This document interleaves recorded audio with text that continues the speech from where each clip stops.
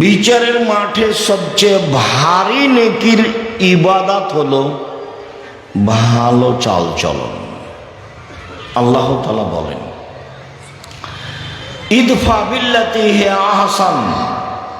মুহাম্মদ সাল্লাল্লাহু আলাইহি সাল্লাম সমাজে কথা বলার সময় প্রতিপক্ষ যা বলে আপনি তার চেয়ে সুন্দর বলুন।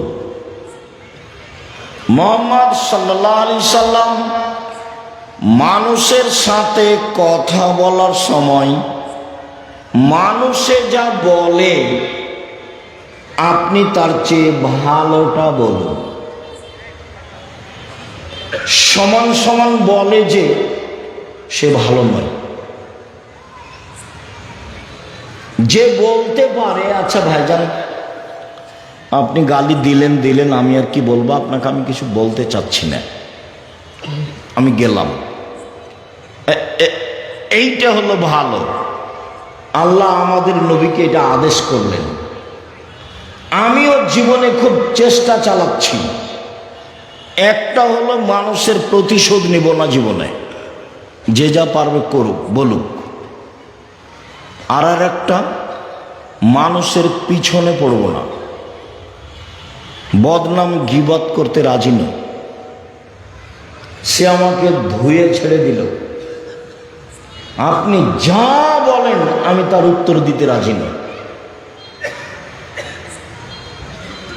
আল্লাহ তাআলা বলেন, ওয়াজাদিলহুম বিল্লাতি হিয়া আহসান।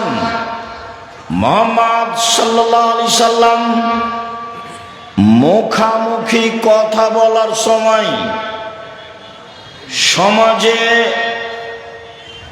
বাক বিতণ্ড তর্কের সময় প্রতিপক্ষ যা বলে আপনি তার চেয়ে উত্তম ভালো বলুন।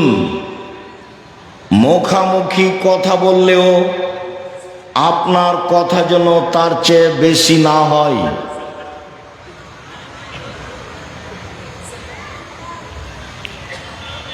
আল্লাহ তাআলা বলেন, ফাবিমা রাহমাতিম মিনাল্লাহ লিনতা লাহুম ওয়ালাউ কুনতা ফাজ্জান গালিজাল কলব লানফাজ্জু মিন হাওলিক।